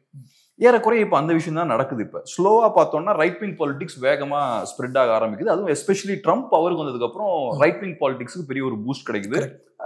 இலான் மஸ்கும் அந்த விஷயத்தெல்லாம் பண்ணிட்டு இருக்காரு. இப்ப பிரான்ஸ்ல மரீன் லிப்பேனோட பார்ட்டி பவர்ஃபுல் ஆகுது. அப்புறம் யூகேல இவங்க நைஜல் ஃபராஜோட பார்ட்டி. இன்ஃபேக்ட் இப்ப இந்த பழைய வந்து ஃபீமேல் பிரைம் மினிஸ்டர் தாங்க வந்து ரொம்ப ஷார்ட் டேர்ம்ல வெளில போனாங்கல்ல, லிஸ் ட்ரஸ் நினைக்கிறேன். அவங்களோட இன்டர்வியூ ஒன்று பார்க்கும்போது சொல்றாங்க, நைஜல் ஃபராஜ் வந்து டெஃபினட்டா ஏதோ ஒரு பாயிண்ட்ல பிஎம் ஆயிடுவார் சீக்கிரம் அப்படின்ற மாதிரி சொல்றாங்க. ஸோ யூரோப்பியன் கண்ட்ரிஸ் ஃபுல்லா இப்ப ரைட் விங் ஐடியாஸ் வந்து வேகமா ஸ்ப்ரெட் ஆகுது. ஒரு பாயிண்ட்ல பவருக்கு வர்றதுக்கும் வாய்ப்புகள் அதிகம். ஆனா இதுல இன்னொரு அப்சர்வேஷன் என்னன்னா, எல்லா இடத்துலயும் ரைட் விங் வந்தாச்சுன்னா அவங்களுக்குள்ள எக்ஸ்ட்ரீமா சண்டை போடுறதுக்கான வாய்ப்பும் இருக்கு. செகண்ட் வேர்ல்ட் வார் முன்னாடி அது நடந்தது. அதான் பயங்கரமான ட்ரேட் வாரா இருக்கலாம், அக்ரெசிவ் பொலிட்டிக்ஸ். ஏன்னா ஒவ்வொரு நாட்டிலயும் ட்ரம்ப் மாதிரி ஆள் உட்கார்ந்துருப்பாங்க. இப்ப ட்ரம்ப் மட்டும் இருக்கா, நாளைக்கு ட்ரம்ப் மாதிரி அங்கேயும் பேசுவாங்க. பிரிட்டன்லயும் ட்ரம்ப் மாதிரி ஒரு ஆள் இருப்பாங்க, ஜெர்மனில ஏஎஃப்டி வந்தாச்சுன்னா அவங்களும் அதே மாதிரிதான் இருப்பாங்க. சோ எல்லா கண்ட்ரீஸ்லயுமே இந்த ஸ்ட்ராங் மேன் லீடர்ஸ் இருக்காங்கல்ல, அவங்க வந்தாச்சுன்னா அடுத்தது செல்ஃப் டிஸ்ட்ரக்ஷன் மோட்ல இறங்கிடுவாங்கன்ற ஒரு ஆர்கியூமெண்ட் இருக்கு. இவங்களுக்குள்ளே சண்டை போடுறதுக்கான வாய்ப்பு. இன்ஃபேக்ட் செகண்ட் வேர்ல்ட் வார் டைம்ல அதான் நடந்தது. யாரு வின்ஸ்டன் சர்ச்சிலும் ரைட் விங் லீடர் தான், ஹிட்லரும் ரைட் விங் லீடர் தான், 2 பேருக்கும் தான் சண்டை. ஸோ அந்த ஒரு ஃபேஸுக்கு போறதுக்கான வாய்ப்பும் இருக்கு. ஸோ ரைட் விங் எக்ஸ்ட்ரீமா போகும்போது அங்கதான் போய் நிக்குன்ற ஆர்குமெண்ட் இருக்கு. எப்படி பாக்குறீங்க? Actually nationalism by definition is exclusive. Nationalism அப்படின்னாலே அந்த பார்டருக்குள்ள அவங்களுடைய அடையாளம், அவங்களுடைய மதம், அவங்களுடைய விஷயங்கள் அப்படின்றது ஒன்று திரட்டி அங்க வைக்கணும் அப்படின்றது அவங்களுடைய விஷயம். அப்போ ரைட் விங் கண்ட்ரீஸ் இப்போ பிரான்ஸ், யூகே, பெல்ஜியம் இந்த மாதிரி கண்ட்ரீஸ்ல உள்ள வந்தாங்கன்னா அவங்களுக்குள்ள ஒரு பேக் மாதிரி, ஒரு பாக்ஸ் மாதிரி அவங்களோட ஃபார்ம் பண்ணிப்பாங்க. அப்போ அது வந்து பை டெஃபினிஷன் இஸ் எக்ஸ்க்ளூசிவ் தான். ஆனா அவங்க கிளாஷ் ஆகாம நம்ம ஸ்டாப் பண்ணணும் அப்படின்னா லைக் யூரோப்பியன்ஸ்க்கு ஒரு அட்வான்டேஜ் இருக்கு. என்னன்னா கலாச்சார அளவுல பாத்தீங்கன்னா அவங்க ஆல்மோஸ்ட் சேம் தான் எல்லாமே. அவங்க மதமா இருக்கலாம், அவங்க மொழி வேற, பட் அவங்களுடைய அடையாளம் அப்படின்னு பாத்தீங்கன்னா அந்த ஆங்கிலோ சாக்சன் விஷயமா இருக்கட்டும், பிரெஞ்சு எல்லாமே கலாச்சார அளவுல அவங்க சேம் தான். அப்போ அப்படி பாக்குறப்போ when we apply Samuel Huntington's clash of the civilisation theory இதுக்குள்ள நம்ம கொண்டு வந்து வச்சோம் அப்படின்னா அவங்களுக்குள்ள இது அந்த அளவுக்கு ஒரு பார்டரை தாண்டி போய் அடிக்கிற மாதிரி வராதுன்னு நான் பாக்குறேன். ஏன்னா வந்திருக்கு ஹிஸ்டாரிக்கலா வந்திருக்கு அப்போ வந்திருக்கு. நீங்க சொன்ன ரீசன்ஸ் தாண்டி தானே வந்திருக்கு. கரெக்ட். ஆனா அப்ப இருந்த அப்ப அவங்களுக்கு இருந்த எனிமீஸ்ன்றவங்க வேற, அவங்க உள்ளுக்குள்ளே தான் எனிமீஸ் அண்ட் ஜூஸ் இவங்க அப்படி அடிச்சுக்கிட்டாங்க. ஆனா இப்ப வந்து மைக்ரேஷன் அப்படின்ற ஒரு பெரிய பிரச்சனை இருக்கு. இப்ப உள்ளுக்குள்ள இருக்கிற எனிமீஸ் பாத்தீங்கன்னா வெளியே இருந்து வந்தவங்க. அப்ப இருந்த எனிமீஸ் பாத்தீங்கன்னா உள்ள இருந்தே அடிச்சுக்கிட்ட எனிமீஸ், ஐடியாலஜிக்கலி வேற எனிமீஸ். ஆனா இப்போ வந்து கலாச்சார அளவுலயே வேற எனிமீஸ் இப்போ உள்ள இருக்காங்களே. அப்போ அது பெரிய பிரச்சனை நான் பாக்குறேன். நான் மெயினா பாக்குற விஷயம் என்னன்னா மைக்ரன்ஸ் மிகப்பெரிய பிரச்சனையை வந்து அங்க ஃபார்ம் பண்ணிட்டு இருக்காங்க. ஈவன் என்னோட friend he went to Luton in the UK. அவர் சொன்ன விஷயம், அவர் அங்க 2-3 வீக்ஸ் அங்க இருந்தாரு. he goes there often. அவர் சொன்னாரு in the next 5 years UKல there will be a civil war. ஏன்னா அங்க நோ கோ ஜோன்லாம் வச்சிருக்காங்க. அவங்களுக்குள்ள தனியா பேக்கெட்ஸா அவங்க ஒரு ஏரியாவை அவங்க பிடிச்சிக்கிட்டு they are opposing British values. British கொடியை தொங்க விட்டு இருந்தா அதை வந்து இறக்க சொல்றது, இந்த மாதிரி விஷயங்கள் அப்ப நடக்கல. ஃபர்ஸ்ட் வேர்ல்டு வார் டைம்ல அந்த 2 வேர்ல்டு வார்ஸ்லயுமே அவங்களுக்குள்ள ஐடியாலஜி வேறையா இருந்துச்சு, அடிச்சுக்கிட்டாங்க. பட் கலாச்சாரம் மதம்னா சேம் தான். அப்போ அவங்க ஃபேஸ் பண்ற எனிமீஸ்ன்றவங்க இப்போ வந்து மாறி இருக்காங்க அப்படின்றது விஷயம். அப்போ இருந்த எனிமீஸ் வேற, இப்போ உள்ளுக்குள்ளேயே வெளியே இருந்து வந்தவங்க உள்ள வர்றதுனால கிளாஸஸ் அதிகமா வராது. ஐ மீன் அவங்களுக்குள்ளே அடிச்சுக்கிறதுக்கான வாய்ப்பு இல்லைன்னு நான் பாக்குறேன். அவங்களுக்கு உள்ளே நிறைய ப்ராப்ளம்ஸ் இருக்கு. அஃப்கோர்ஸ் இப்போ நம்ம இதை பேசுறது ரொம்ப ஹைப்போதெட்டிக்கலாக தான் இருக்கும். ரைட். பட் ஓகே, இருந்தாலும் இன்னும் ஒரு ஆர்குமெண்ட் வைக்கிறேன். என்னன்னா இப்போ நீங்க சொன்ன மாதிரி இன்டர்னலா இப்போ உங்களுக்கு நிறைய பிரச்சனை இருக்கு. நான் எப்படி பாக்குறேன்னா அந்த இன்டர்னல் ப்ராப்ளம்ஸை யூஸ் பண்ணி ரைட் விங் பார்ட்டிஸ் பவருக்கு வருவாங்க. ஆனா பவருக்கு வந்ததுக்கு அப்புறம் யூரோப்பியன் கிரேட்னஸ் பேச ஆரம்பிப்பாங்க. இப்ப பிரான்ஸ்ல வந்து பிரெஞ்சு கிரேட்னஸ் பேச ஆரம்பிப்பாங்க. பிரெஞ்சு கிரேட்னஸ் பேசும்போதே நீங்க சொன்ன மாதிரி அந்த சின்ன பவுண்டரிக்குள்ள ஃபிட் ஆக மாட்டாங்க. நாங்க ஒரு காலத்தில் அப்படி இருந்தோம் அப்படின்ற இடத்துக்கு வந்துருவாங்க. பிரிட்டிஷ் கிரேட்னஸ் அப்புறம் பேச ஆரம்பிப்பாங்க. அப்புறம் டேனிஷ் கிரேட்னஸ் பேச ஆரம்பிப்பாங்க. அப்புறம் டச் அதே மாதிரி பேசுவாங்க. இதுதான் ரைட் விங் கிடைச்சா அந்த இடத்துக்கு வந்துதான் ஆகணும். ஸோ ஒன்ஸ் நீங்க சொன்ன இந்த இன்டர்னல் எனிமீஸை தாண்டி பவருக்கு வந்தாச்சுன்னா அதுக்கப்புறம் அந்த இடத்துக்கு தான் போவாங்கன்னு நினைக்கிறேன். அப்ப நீங்க சொன்ன இந்த பார்டர்ஸ் எல்லாம் கிராஸ் பண்ணி அவங்க பார்டரை கிராஸ் பண்ண வேண்டிய இடத்துக்கு தள்ளப்படுவாங்க. இவங்க பார்டரை கிராஸ் பண்ண இடத்துக்கு தள்ளப்படுவாங்க. இன்ஃபேக்ட் நான் 30s பார்த்த ரொம்ப இன்ட்ரெஸ்டிங்கான பீரியட் அது. ஆக்சுவலா கிரேட் டிப்ரெஷனுக்கு முன்னாடி பார்த்தோம்னா இந்த ட்ரேட் வார்லாம் நடக்குது பாருங்க. இதே மாதிரி இந்த டாரிஃப் வார்ஸ்லாம் நடக்குது. அது எங்க இருந்து வருதுன்னா அவங்களோட சுப்ரீமசியை எஸ்டாப்ளிஷ் பண்றதுக்காக தான் அதை பண்றாங்க. ஸோ அந்த கான்ஃபிளிக்ட் ஏதோ ஒரு பாயிண்ட்ல வரும்னு நினைக்கிறேன். வரும். ஆனா இப்ப கிரேட்னஸ் பேசுறது ஒண்ணு, இன்னொன்று வந்து எக்ஸ்பான்ஷனிஸ்ட் மைண்ட் செட்ன்றது ஒண்ணு. What Hitler had was expansionist விஷயம் அவர் பண்ணாரு. அதாவது இந்த ஆரியன் ரேஸ், அவர் வந்து நடுவுல ஜெர்மன், அவர் ஆரியன்ற மாதிரி பார்க்க ஆரம்பிச்சாரு. ஜெர்மன், ஆஸ்திரியா எல்லாத்தையும் சேர்த்துக்கிட்டு நம்ம வந்து எக்ஸ்பேண்ட் பண்ணலாம். அவர் பண்ண பெரிய ஒரு தவறுன்றது அந்த ஒரு எக்ஸ்பான்ஷனிஸ்ட் விஷயம் தான் அவருக்கு பேக் ஃபயர் ஆச்சு நான் பார்க்குறேன். ஹீ வாஸ் அ நேஷனலிஸ்ட், அது வரைக்கும் ஓகே. ஆனால் அது ஒரு ஜூ ஹேட்டடாக கொண்டு வந்து அந்த ஜூ ஹேட்டடாக அவர் உலகமயமாக்கணும்னு சொல்லி ஈஸ்ட்வர்டாக அவர் மூவ் பண்ணார். போலந்துக்குள்ளே போனது, அதுக்கப்புறம் பிரான்ஸ், இந்த மாதிரி பண்ணதுனால தான் அவருடைய விஷயங்கள் பேக் ஃபயர் ஆச்சுன்னு நான் பார்க்குறேன். அதர்வைஸ் அவங்களுக்குள்ளேயே நம்ம ஒரு நேஷனலிஸ்ட் பார்ட்டி அப்படின்னு சொல்லி ஏன்னா ஹிட்லர் ஆட்சிக்கு வரதுக்கு முன்னாலே lot of nationalist parties were in Germany. 100%. ஆமாம். அவருடைய அந்த என்எஸ்டிஏபி பார்ட்டியே வந்து டிஏபி பார்ட்டியினுடைய ஒரு அசிமுலேஷன் தான். அப்போ 1850ஸ்லயே நிறைய இந்த மாதிரி பார்ட்டிஸ் அங்க வந்து இருந்தாங்க, நேஷனலிஸ்ட் பார்ட்டிஸ். அது வரைக்கும் நல்லா இருந்த பார்ட்டி. டவுன்வர்ட்ஸ் போக ஆரம்பிச்சது எப்பன்னா அந்த ஒரு எக்ஸ்பான்ஷனிஸ்ட் ஐடியா வந்ததுக்கப்புறம் தான். அதான் வந்து வேர்ல்டு வார் உருவாகுது, எல்லாமே அவங்க அழிஞ்சு போறதுக்கு காரணம் தான். அப்போ இந்த ஒரு எக்ஸ்பான்ஷனிஸ்ட் மைண்ட் செட் இன்னைக்கு இருக்கிற நேஷனலிஸ்ட் பார்ட்டிக்கு இல்லைன்னு நான் பாக்குறேன். ஆனா உங்களோட இந்த ஹிஸ்டாரிக்கல் கிரேட்னஸ் தானே உங்களோட இந்த எக்ஸ்பான்ஷனிஸ்ட் பாலிசிக்கு ஜஸ்டிபிகேஷன் கொடுக்குறது. உண்மை உண்மை உண்மை. நான் பெருசு, இது எல்லாமே நான் வச்சிருந்தேன் அப்படின்னு. இப்போ ஃபார் எக்ஸாம்பிள் யூகே வந்து ஒரு காலத்துல அவங்களுடைய அந்த இம்பீரியல் கொலோனியலிஸ்ட் ஐடியா வந்து எப்படின்னா உலகமே எங்களுக்கு தான். அவங்க எழுத்தாளர்னு பாத்தீங்கன்னா ஃபார் எக்ஸாம்பிள் இப்போ ரட்யார்ட் கிப்லிங்லாம் அவர் எழுதியிருப்பாரு ஒயிட் மேன்ஸ் பேர்டன் சொல்லி எழுதியிருப்பாரு. இந்த உலகத்தை நாங்க தான் கேரி பண்ற பேர்டன் எங்களுக்கு இருக்கு. அவர் போயம் எழுதி வச்சிருக்காரு. அப்ப அந்த மாதிரி அப்போ இன்னைக்கு அந்த மாதிரி பாக்குற மைண்ட் செட்ல அவங்க இல்லைன்னு நான் நினைக்கிறேன். ஏன்னா அவங்களுக்குள்ள இன்டர்னல் பார்டர்ஸ் இருக்கு, அவங்களுக்குள்ள வந்து இன்டர்னல் பாலிடிக்ஸ் இருக்கு, இன்டர்னல் எனிமீஸ் இருக்காங்க. அவங்கள அடிச்சு விரட்டுறதுதான் அவங்க ஃபோக்கஸ் பண்றாங்க. ஸோ as long as அது வெளியே ஸ்பில் ஓவர் ஆகாம இருந்தா சேஃப், இல்லைன்னா அது எக்ஸ்ட்ரீம் ஃபார் ரைட் தான் போகும். அது இன்னொரு வேர்ல்டு வார் வரது கூட வாய்ப்பு இருக்குன்னு நான் பாக்குறேன். அஃப்கோர்ஸ் அதான் இப்போ நீங்கள் சொன்ன மாதிரி அது ஒரு வேர்ல்டு வாரில் போய் முடியுமா அப்படின்றதெல்லாம் அதான் ஹைலி ஹைப்போதட்டிக்கலாக இருக்கும். பட் எனக்கு என்னன்னா இப்போ ஹியூமன் நேச்சர் என்னன்னா, இன்னைக்கு நான் வந்து எனக்கு இன்னைக்கு சாதாரண ஒரு சாம்பார் சாதம் சாப்பிட்றது எனக்கு பணம் இருக்குன்னா ஓகே அது போதும்னு இருப்பேன். அப்புறம் கொஞ்சம் டெவலப் ஆனதுக்கப்புறம் நான் என்ன யோசிப்பேன், எனக்கு பிரியாணி வேணும்னு யோசிப்பேன். அதுக்கப்புறம் பிரியாணி சாப்பிடும்போது ஒரு மட்டன் பிரியாணி வேணும்னு யோசிப்பேன். அடுத்தடுத்து நம்ம போவோம். இப்போ யூரோப்பியன்ஸ் இருக்கக்கூடிய கண்டிஷனில் நம்ம பவுண்டரிஸை ப்ரொடெக்ட் பண்ணாலே போதுன்ற இடத்துல இருக்காங்க. பட் ஒன்ஸ் அதை அவங்க செக்யூர் பண்ணிட்டாங்கன்னா அங்கே அவங்க தே ஒன்ட் பி ஹாப்பி. அதுக்கப்புறம் அவங்களோட கிரேட்னஸை ஸ்ட்ரெச் பண்ணி பார்க்கலாம்னு தான் யோசிப்பாங்கன்னு நினைக்கிறேன். பட் எனிவே இப்போ இன்னொரு இன்ட்ரெஸ்டிங்கான ஒரு விஷயம் என்னன்னா, இப்போ ரைட் விங்னு பேசும்போது யூதர்கள் குறித்த ஒரு ஸ்டாண்டா இருக்கலாம், இல்லைன்னா இஸ்ரேல் குறித்த ஸ்டாண்டா இருக்கலாம். அதுல 2 விதமான ஸ்டாண்ட் இருக்கு. இப்போ ஃபார் எக்ஸாம்பிள் இப்போ யூதர்கள் எடுத்துக்கிட்டோம்னா 100 இயர்ஸ்க்கு முன்னாடி வலதுசாரிகள் யூதர்களை பார்த்த விதம் வேற, இன்னைக்கு வலதுசாரிகள் யூதர்களை பார்க்குற விதம் வேற. ஸோ ரைட் விங் ஸ்டாண்ட்ல ஏன் அது பெருசா மாறி இருக்குன்னு நினைக்கிறீங்க? ஜூஸ் வந்து இன்னைக்கு முக்கியமா இப்போ அமெரிக்கன் ரைட்டிங் அவங்க வச்சு பார்க்கலாம். அமெரிக்கன் ரைட் விங்ல ஃபார் ரைட்ல உள்ளவங்க தே ஆர் எக்ஸ்ட்ரீம்லி ஆன்டிசெமைட்ஸ். அவங்க ஆன்டிசெமைட்ஸ் தான். அவங்களுடைய இப்போ ட்ரம்ப்னுடைய பார்ட்டிலே பார்த்தீங்கன்னா லாட் ஆஃப் ஆன்டிசெமைட்டிசம் வளர்ந்துட்டு இருக்கு. வை? பிகாஸ் அவங்க ஜூஸை வந்து வேற ஆளை தான் பார்க்குறாங்க. பிகாஸ் கிறிஸ்டியன் நேஷனலிசம் அப்படின்ற விஷயத்தை அவங்க ஃபாலோ பண்ணுறாங்க. By definition Christians and Jews are exclusive. அவங்க மதமாக இருக்கலாம் எல்லா விஷயத்துலையும். ஆனால் இப்போ கிறிஸ்டியானிட்டியில் உள்ள ஒரு செக்ட் லைக் இவாஞ்சலிக்கல் கிறிஸ்டியன்ஸ் வந்து என்ன பண்ணுறாங்க, தே சப்போர்ட் ஜூஸ். ஏன்னா அதுக்கு பல மத காரணங்கள் இருக்கலாம்.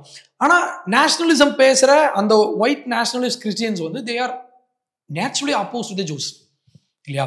அப்போ அன்னைக்கு இருந்த ஜூஸ் 100 வருஷத்துக்கு முன்னால இருந்த வலதுசாரிகள் வந்து ஜூஸை பார்த்த பார்வைன்றது வேற. இன்னைக்கு வந்து அவங்கள இன்க்ளூசிவா கொண்டு போகணும்னு நினைச்சாலும் அமெரிக்கன் ரைட் விங் ஆங்கிள் பார்த்தீங்கன்னா தே அப்போஸ் த ஜூஸ். ஏன்னா இன்னைக்கு சாளுக்கியனுடைய மரணத்தை வச்சு இப்ப என்ன சொல்றாங்க, ஜூஸ் கில்டு சாளுக்கியக் அப்படின்ற மாதிரி பேசுறவங்க யாருன்னு பார்த்தீங்கன்னா they are the right wing people. For ரைட்ல உள்ளவங்க, ஈவன் மெயின் ஸ்ட்ரீம் ரைட் விங்ல உள்ளவங்களே அப்படிதான் இப்ப பேசிட்டு இருக்காங்க. ஏன்னா அவங்க எப்படி பாக்குறாங்க, இஸ்ரேல் நாட்டுக்கு அமெரிக்கா ரொம்ப பணிஞ்சு போயிருச்சோ, அங்க உள்ள டோனர்ஸ் அவங்கள ஃபாலோ பண்ணி அவங்க சொல்றதை கேட்டு ரொம்ப ஒரு எக்ஸ்ட்ரீமா அவங்க பேசுறதை கேட்டு போறோமோ. லைக் இப்போ ஈரான் வார் நடந்துச்சு இல்லையா, அந்த ஈரான் வாருக்கு கூட இஸ்ரேலுக்கு சப்போர்ட் பண்ணி தான் அமெரிக்கா உள்ள போகணும். ஏன்னா ஏற்கனவே we failed in that war many times. ஆப்கான்ல போனாங்க, அங்கிருந்து வெளியே வந்தாங்க. இது மாதிரி நிறைய பிரச்சனை இருந்ததுனால மிடில் ஈஸ்ட் அஃபேர்ஸ் கூட நம்ம உள்ள போக வேண்டாம் அப்படின்றது அமெரிக்கன் ரைட்டினுடைய ஒரு ஸ்டாண்ட் இன்னைக்கு. அப்போ அந்த ஸ்டாண்டை மேகா மீறி அவங்க ஜூஸ் பக்கம் சாயும் போது, ஏன்னா மேகால லாட் ஆஃப் ஜூஸ் லாபி உண்டு. அப்போ அது அமெரிக்கன் ஒயிட் நேஷனலிஸ்டுக்கு பயங்கர பிரச்சனையா இருக்கு. அவங்க வந்து ஜூஸை அப்போஸ் பண்றாங்க. அப்போ அந்த வெறுப்பு அப்படின்றது இஸ்ரேல் வெறுப்பா போய் மாறுது. அது ஒரு ஆன்டிசெமிட்டிசமா போய் நிக்குது. இப்போ நீங்க சொன்ன மாதிரி ஜூயிஷ் லாபி வந்து எப்பவுமே யூஎஸ்ல பவர்ஃபுல்லா இருந்திருக்காங்க. இப்பவும் ஏபேக் மாதிரியான அமைப்புகள் பார்த்தா ரொம்ப பவர்ஃபுல்லா இருக்காங்க. இவங்க ட்ரம்ப் ஸ்ட்ராங் ஆகிறத ரசிக்கிறாங்களா, எப்படி பாக்குறீங்க? அமெரிக்கன் ஜூஸ் வந்து ட்ரம்ப் அவங்களுக்கு வேணும். ஏன்னா பிகாஸ் ட்ரம்ப் மாதிரியான ஆள் தான் இஸ்ரேலினுடைய நேஷனலிஸ்டிக் விஷயங்களை முன்னெடுத்து கொண்டு போறாங்க. பிகாஸ் அவங்க டாட்டரே ஷீ பிகேம் எ ஜூ. அவங்க பேர் என்ன, ஜாரெட் குஷ்னர், அவரை மேரேஜ் பண்ணாங்க. இவாங்கா ட்ரம்ப் சொல்றேன். இவாங்கா ட்ரம்ப் ஜாரெட் குஷ்னரை மேரேஜ் பண்ணாங்க. He is a zoo and Ivanka herself converted into Judaism. ஆனாங்க. அதுக்கப்புறம் அப்பதான் வந்து 2017-18 தானே ஜெருசலேமுக்கு மாத்தினாங்க. அதுமே ஒரு நேஷனலிஸ்டிக் பார்வை தானே. அதுமே ஒரு நேஷனலிஸ்டிக் பார்வை. ட்ரம்ப் நிறைய பண்ணிருக்காரு. ஜூஸ் பண்ணிருக்காரு. ஹி விசிட்டட் வெஸ்டர்ன் வால், அதெல்லாம் பார்த்தாரு இல்லையா. ஸோ அவங்க ட்ரம்ப் அதை விரும்புறாரு. பட் ட்ரம்ப் கூட இருக்கிற ஒரு செக்ட் அவரை ஜூஸ் கிட்ட இருந்து விளக்குறதுக்கான ட்ரை பண்றாங்க. லைக் லாரா லூமர் மாதிரியான ஆட்கள்லாம் பார்த்தீங்கன்னா அது ரொம்ப ஆக்டிவா இருக்காங்க. they hate the Jews. இப்போ உங்ககிட்ட ஒரு கேள்வி. இப்போ நீங்க உங்களை ஒரு வலதுசாரியா அடையாளப்படுத்திக்கிறீங்க இல்லையா? ஸோ இப்போ நீங்க சொன்னது மாதிரி வலதுசாரிகள்னு பார்க்கும்போது ஹிஸ்டாரிக்கலா அவங்க யூதர்களுக்கு அது எதிராக தான் இருந்திருக்காங்க. ஹிஸ்டாரிக்கலா ஒரு 500 இயர்ஸாவே, 500 இயர்ஸ்ல அதுக்கு முன்னாடியுமே அப்படிதான் இருந்திருக்காங்க. இப்போ நீங்க ஸ்பெசிஃபிக்கா இஸ்ரேல் பாலஸ்தீன் இஷ்யூலாம் வரும்போது நீங்க ஸ்பெசிஃபிக்கா இஸ்ரேல் ப்ரோ இஸ்ரேல் ஸ்டாண்ட் எடுக்கிறீங்கல்ல. ஸோ உங்களோட ரைட் விங் பாலிடிக்ஸ்குள்ள எப்படி அந்த ப்ரோ இஸ்ரேல் ஸ்டாண்ட் ஃபிட் ஆகுது? ஏன்னா Zionism is itself a right wing politics. ஏன்னா இது வந்து என்னுடைய பூமி, என் பூமிக்கு நான் வரேன், அதற்கான உரிமை எனக்கு உண்டு, இது வந்து மை நேஷன் அப்படின்ற விஷயமே அது ஒரு நேஷனலிஸ்டிக் பாலிடிக்ஸ் தானே. So as someone who supports nationalism, I support Jainism obviously. ஏன்னா என்னுடைய விஷயம் வந்து ஆனால் பாலஸ்தீனியன் நேஷனலிசம் இருக்குல்ல, நேஷனலிசம் இருக்கு, அதை மறுக்கல. ஆனால் அது வந்து ஒரு கட்டத்துக்கு மேலே எப்படி மாறி போயிருதுன்னா, ஜூஸ் அங்கே வாழவே கூடாது, அவங்க வெளியே போயிடணும் அப்படின்ற மாதிரி ஆப்போசிட்ல வர்ற அந்த ரெசிஸ்டன்ஸ் வந்து வேற ஆங்கிள் இருந்து வருதோ அப்படின்றத நான் பார்க்குறேன். ஸோ அப்போ juice has a right to authorise themselves to establish a nation அப்படின்றது என்னுடைய பார்வை. அப்போ ஒரு நேஷனாக ஒரு குரூப் ஆஃப் பீப்புள் அந்த அவங்களுடைய பார்டர் போட்டு அவங்க ஒரு நேஷனலிஸ்டிக் விஷயத்தை கொண்டு வந்து உள்ள வாழ்றதுக்கான உரிமை அவங்களுக்கு இருக்கு அப்படின்ற அந்த angle I support the juice. அந்த விஷயத்துல அதர்வைஸ் ஜூஸ் பண்ற பல விஷயங்கள்ல நான் ஒத்து போக மாட்டேன். லைக் இன்னைக்கு மிடில் ஈஸ்ட்ல வந்து எல்ஜிபிடியை முக்கியமா வந்து எடுத்துட்டு போறது ஜூஸ் லாபிஸ் தான். அந்த இஸ்ரேல நிறைய லாபிஸ் உண்டு to push LGBT. I strongly oppose. ஆனா அந்த நேஷனலிசம்ன்ற விஷயத்துல ஐ சப்போர்ட் தம் அந்த ஒரு ஆங்கிள் மட்டும். அதர்வைஸ் ஜூஸ் பண்ற எல்லா விஷயத்தையும் நான் ஆதரிக்கணும்னு அவசியம் இல்லை. Correct, of course correct. இப்போ ஒரு விஷயம் என்னன்னா, இப்போ நம்ம ஸ்டார்டிங்லேயே பேசும்போது ஒரு மக்கள் எடுத்துட்டோம்னா அவங்களுக்கு ஒரு கலாச்சாரம் இருக்கும், ஒரு பவுண்டரி இருக்கும், பண்பாடு, இந்த விஷயங்கள்லாம் இருக்கும். அதெல்லாம் சேர்ந்து தான் அவங்க டிராவல் பண்ணுவாங்க. ஸோ மிடில் ஈஸ்ட் நம்ம எடுத்துக்கிட்டோம்னா பாலஸ்தீனியன் மக்களுக்கு தான் அந்த மண்ணில் அந்த மாதிரியான கலாச்சாரம் இருக்கு. ஒரு பல ஆயிரம் ஆண்டுகளா அவங்க அங்க இருக்காங்க, அந்த ஹிஸ்டாரிக்கல் பேக்ரவுண்ட் இருக்கு, ஒரு கனெக்ஷனும் இருக்கு. யூதர்களை பொறுத்தளவுல இப்ப ரீசெண்டா உள்ள வந்தவங்க தான். ஸோ இவங்களை விட அவங்களுக்கு அந்த லேண்ட் மேல இன்னும் அதிக உரிமை இருக்குல்ல. உரிமை இருக்கு, பட் ஜூஸுக்கான உரிமை நம்ம வந்து மறுக்க கூடாதுன்னு நான் சொல்றேன். பிகாஸ் ஜூஸ் இப்பதான் வந்தாங்க அப்படின்றத எனக்கு மாற்றுக்கிறது உண்டு. Because if you go to Ottoman எம்பையரே போனீங்கன்னா 12 to 15% ஜூஸ் வந்து அங்கே எப்பவுமே அங்கே இருந்திருக்காங்க. இஃப் யூ கோ டு ஜீசஸுடைய காலத்தில் பார்த்தீங்கன்னா 40% தான் ஜூ அங்கே. அப்போ 60% யாருன்னா இந்த மாதிரி டயர், சைடன், பைபிள் நம்ம பார்க்கலாம், டயர், சைடன், அதுக்கப்புறம் காசாவும் அங்கே இருந்திருக்கு. லாட் ஆஃப் ட்ரைப்ஸ் அவங்க வந்து வாழ்ந்துருக்காங்க. அவங்க தான் இன்னைக்கு மாடர்ன் பாலஸ்தீன்ஸ் இல்லையா. அப்போ அப்படி பார்க்கும்போது 40% இருந்த ஜூஸ் ஆஃப்டர் கிபி 70s அந்த ரோமன்ஸ் வந்து அந்த டெம்பிள் அவங்க இடிச்சதுக்கப்புறம் தே ஸ்கேரட் அக்ராஸ் குளோப். அப்போ from 42 they came down to 13-14% அப்படி வந்தாங்க. அப்போ எப்பவுமே அங்கே இல்லை அப்படின்றது சரியான விஷயம் இல்லை. ஆனால் அங்கே இருந்தாங்க. ஆனால் அதுக்கப்புறம் உள்ளே வராங்க. உள்ளே வரும்போது அதுக்கான அந்த ரெசிஸ்டன்ஸ் அப்படின்றது ஒரு மண் சார்ந்து இல்லாமல் ஃப்ரம் த பாலஸ்தீனியன்ஸ் அது மண் சார்ந்த ஒரு எதிர்ப்பா இல்லாமல் அது ஒரு மதவெறியா, ஒரு இனவெறியா மாறும்போது தான் அங்கே பிரச்சனையாகுது. ஓகே, பாலஸ்தீனியன்ஸ் ரெசிஸ்டட் இந்த ரைட்ஃபுல் வே. ஆனால் அவங்க எப்படி கொண்டு வந்தாங்கன்னா அவங்களுக்குன்னு உள்ளே இருந்த அந்த ஒரு ஆன்டிசெமிட்டிசம் அவங்களுக்குள்ளே உண்டு. அதை வந்து நம்ம வந்து மறுக்க முடியாது. If you go to that grand mufti al Husseini, அவர் ஹிட்லர் கூடலாம் போய் சேர்ந்தாரு. அவர் ஹிட்லர் கூட சேர்ந்து ரெக்ரூட் பண்ணாரு. யார? முஸ்லிம்ஸை வந்து ரெக்ரூட் பண்ணி to fight against the juice in World War II. ஆனால் இது வந்து அவங்களுக்கு மட்டும் பொருந்தாதுல்ல. இப்போ இன்ஃபேக்ட் எடுத்துக்கிட்டிங்கன்னா செகண்ட் வேர்ல்டு வார்ல ஃபின்ஸ் வந்து அவங்க ஹிட்லரோட சேர்ந்தாங்க. யார்? நம்ம மென்ஹரம், கார்ல் குஸ்டாஃப் மென்ஹரம் சேர்ந்தார். அப்புறம் இந்தியாவில் அது நடந்துச்சு. சுபாஷ் அவர்களா இருக்கலாம். நான் இன்ஃபேக்ட் என்னன்னா எஸ்எஸ் பொறுத்தளவுல எஸ்எஸ்க்கு வந்து அது வந்து என்னன்னா ஒரு இன்டர்நேஷனல் அமைப்பு அந்த காலத்துல இருந்தது. எல்லா நாடுகள்ல இருந்தும் வாலண்டியர்ஸ் பார்த்தோம்னா எஸ்எஸ்க்கு கீழே ஒர்க் பண்ணாங்க. நம்ம நாட்டுல சுபாஷ் சந்திர போஸ் அங்க கனெக்ட் ஆயிருந்த Right. மாதிரி டிவிஷன்ஸ் செப்பரேட்டா வச்சிருந்தாங்க. ஸோ அதனால அது எக்ஸ்க்ளூசிவ்லி அவருக்கு மட்டும் கிடையாது, இல்ல எல்லாருக்குமே பொருந்தும்னு நினைக்கிறேன். ஆமா உண்மை. ஆனா அது ஒரு ஆன்டி செமிட்டிசமா அது மார்ஃப் ஆகுதோ அப்படின்ற பார்வை எனக்கு உண்டு. அதனாலதான் அவங்க என்ன பண்றாங்க, from the river to the sea Palestine will be free, இஸ்ரேல நாடே அழிக்கணும் அப்படின்னு வரும்போது தான் ஐ ஸ்டாண்ட் வித் இஸ்ரேல் அந்த அந்த அந்த விஷயத்துல. பாலஸ்தீனுக்கு இன்னொரு நாடு அமையணும் அப்படின்றதுல மாற்றுக்கிறதே கிடையாது. நாடு வேணும், 2 ஸ்டேட் சொல்யூஷன் தான் தீர்வு. ஆனால் 2 ஸ்டேட் சொல்யூஷன் பாசிபிளான்ற மாதிரி ஒரு கேள்வி இருக்குல்ல. இப்போ என்ன கேட்டீங்கன்னா 2 ஸ்டேட் சொல்யூஷன் பாசிபிள் இல்லைன்னு நான் சொல்வேன். ஏன்னா டெமோக்ராஃபிக்கும் சரி, இங்க காசா இருக்கு, இங்க வெஸ்ட் பேங்க் இருக்கு. ஐடியாலஜியும் இங்க ஃபத்தா இருக்காங்க, இங்க வந்து ஹமாஸ் இருக்காங்க. இவங்க 2 பேரும் ஐடியாலஜி வேற இல்லையா? ஸோ இவங்க வந்து இணைஞ்சு ஈவன் 2 ஸ்டேட் சொல்யூஷனை இன்டர்நேஷனலி நம்ம வந்து ரெகனைஸ் பண்ணாலும் அவங்களுக்குள்ள ஒரு ஒற்றுமை வருமா, அவங்க ஒரு நேஷனா ஃபார்ம் ஆவாங்களா அப்படின்றது கேள்விக்குறி தானே. ஆனா அமையணும் அப்படின்றது என்னோட விருப்பம் ஆக்சுவலி. ஆனா அஃப்கோர்ஸ் இப்போ இஸ்ரேலோட ஸ்டாண்ட் என்னன்னா, அமெரிக்காவோட ஸ்டாண்ட் என்னவா இருக்குன்னா, இஸ்ரேலை கன்சல்ட் பண்ணாம நாங்க இன்னொரு ஸ்டேட்டை உருவாக்க மாட்டோம். ஸோ இஸ்ரேல் வழியா தான் அந்த ப்ராசஸ் நடக்கணுன்றது. அது ஆக்சுவலா அதுவே என்னை பொறுத்தளவு நேஷனலிசமுக்கு எதிரான ஒரு பார்வை. ஏன்னா நேஷனலிசம்ன்றது அந்த மண் சார்ந்த விஷயம். அந்த மண் அதுக்கு தயாராயிருச்சுன்னா அவங்க ஒரு நேஷனா டெஃபினட்டா உருவாகலாம். ஏப்ரஹாம் லிங்கன்லாம் கூட அந்த விஷயத்தெல்லாம் பேசியிருக்காரு. இன்னைக்கு நாளைக்கு ஒரு ஸ்டேட்டுக்கு இந்த பவர் இருந்துச்சுன்னா அவங்களுமே செப்பரேட் ஆகி போகலாம், அதுக்கான எல்லா உரிமையும் இருக்குன்றதெல்லாம் பேசியிருக்காரு. ஸோ அப்படி இருக்கும்போது அவங்களோட பேசிக்கான ரைட்டையே அவங்க சப்ரஸ் பண்றாங்களா, அதுக்கான உரிமையே அவங்களுக்கு இல்ல, இன்னொரு ஸ்டேட்டா ஃபார்ம் ஆகுறதுக்கான உரிமையே இல்லைன்றதான இஸ்ரேலோட கிளைமா இருக்கு. ரெண்டாவது 2 ஸ்டேட் சொல்யூஷன்ற அந்த கான்செப்ட் நம்ம ஏன் முன்வைக்கிறோம்னாலே அதுக்கு தகுதி அவங்களுக்கு இருக்குன்றனாலதான் அந்த மாதிரியான சொல்யூஷன் முன்வைக்கிறோம். ஆமா, அதெல்லாம் மறுக்கல.